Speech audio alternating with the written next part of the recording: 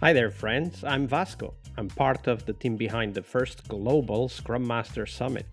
If you're a Scrum Master, the Scrum Master Summit is a place to learn, to share, and to meet new friends. We will have lots of live sessions where you can meet and network with other Scrum Masters from all over the globe. So make sure you check it at bit.ly/SM Summit and the numeral 21. That's bit.ly/SMSUMMIT21. We have 7 amazing keynotes or more, as we are still organizing the conference as I record this, and 8 tracks that feature people like you and thought leaders sharing their insights and knowledge to help you become an awesome Scrum Master. So once again, check it out at bit.ly/SM Summit 21. That's all lowercase, all one word, SM Summit and the numeral 21. I'll see you on the virtual conference floor. All right, now on to the show. Hello, everybody. Welcome to one more week of the Scrum Master Toolbox podcast. And this week we have joining us from North Carolina in the U.S., Omar McNeill. Hi, Omar. Welcome to the show. Good morning. Thank you. Absolutely. It's a pleasure to have you here. So Omar is an Agile Transformation Engagement Lead with the Red Hat Open Innovation Labs. Prior to Red Hat, Omar worked in the federal government space as an Agile Practitioner Consultant, as a project manager, and as a Scrum Master. He has a passion for helping teams create a collaborative and safe environment, participating in Agile Communities and coaching. So, Omar, it's a pleasure to have you here. Let's start with the first question. Tell us a little bit more about yourself and how did you end up becoming a Scrum Master? Yes, it has been a interesting path for me in my Agile journey. I never actually had the title. Well, I've had the title Scrum Master, but that hasn't been my official role specifically. Like I started off as a Agile project manager. Prior to that, I was a command and control waterfallish type project manager working different types of projects in the federal space, and then I shifted over to an Agile job. In that job as the Agile project manager, I oversaw multiple teams. So I was able to jump in as needed as a Scrum Master, run ceremonies, as well as leading and coaching other Scrum Masters to help them deliver our products. And when you started that, let's say, jump in as a Scrum Master and helping other Scrum Masters, what was your feeling, your understanding and intuition about the role? It was more fun than your traditional, command and control role where I would tell everybody what to do. This was more of, bringing a problem to the team or kind of guiding and asking the team, like, how might we fix this or how might we come across this issue? Or if a product owner brings, stuff from the backlog, it's like, okay, how might we tackle this? And having those conversations with the team so that we could build our backlog. So it was a different take. I really grabbed onto it because also my background, I coached high school sports for multiple years. So it kind of brought that back out of me. Yeah, absolutely. I very often use that metaphor of the sports coach because it is a little bit like that to be a Scrum Master. I mean, we're not on the field, but we have to help the team win the game. Indeed. And again, it's a lot of, I don't like to say herding cats, but each person on the team is their own individual with their own needs. So one person may need, intense motivation, like, all right, we can do this. Or another person might need a little more hand-holding, or another person would be like, all right, you got it. I'll catch you later. And they just go do it. So it's like, situational coaching with the different roles on the team. Absolutely. Well, because you have that background, I'm excited and anxious to ask you the next, or eager rather, to ask you the next question, which is, of course, because today is Monday, it's the fail question, the fail story question. So, Omar, walk us through one of those stories where you, as a Scrum Master, you did your best, but at that time you were still learning. And of course, that's the important part we want to focus on.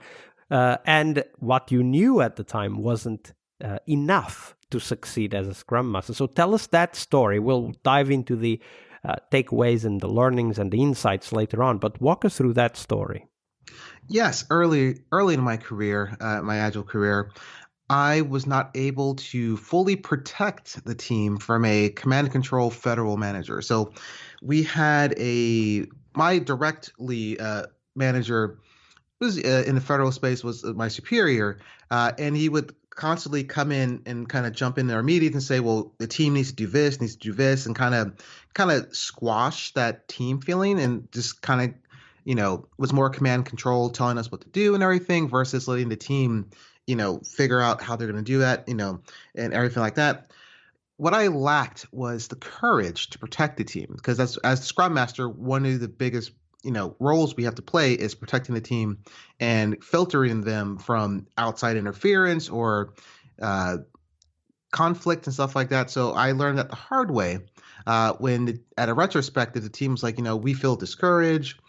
We committed to these stories during the sprint, yet this person is coming in and changing everything we're due. We are not meeting our numbers because we are changing mid-sprint based on the ask from that. So that's how I failed there initially, was not protecting the team from outside interference. So I'm sure that many Scrum Masters have been in a similar situation. So for me, it's very important to dive into what led you to fail to protect them. Now, I do want to preface this that there are many different ways in which we protect the team. Sometimes allowing them to fail is also a way to protect them in the future from making the same mistake. I guess that's not what you mean here. But as a Scrum Master who was seeing what was going on, what made you step back and allow that interruption approach to continue by the manager? I think initially it was fear because, again, it was my first time kind of leading some teams.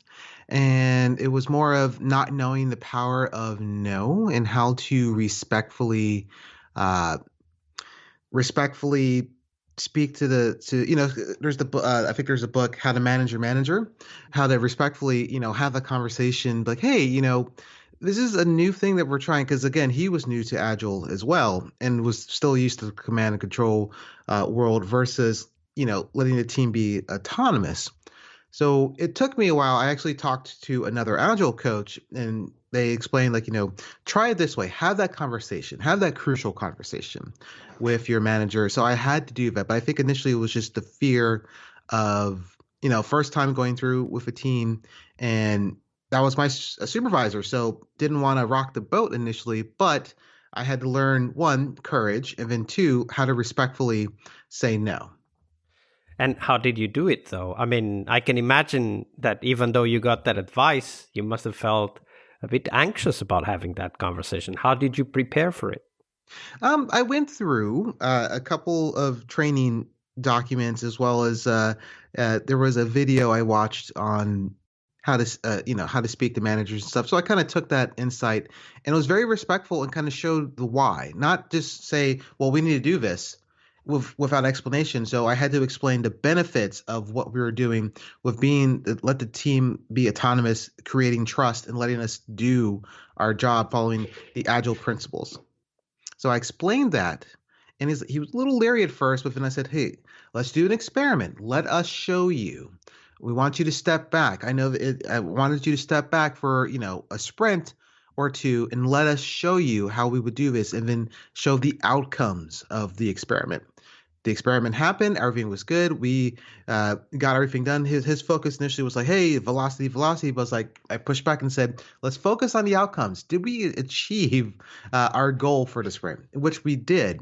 And I said, outcomes over outputs was kind of conversation I had there at the end of 2 weeks. And then he kind of bought on. And then I was like, let me continue the experiment and we'll move on from there.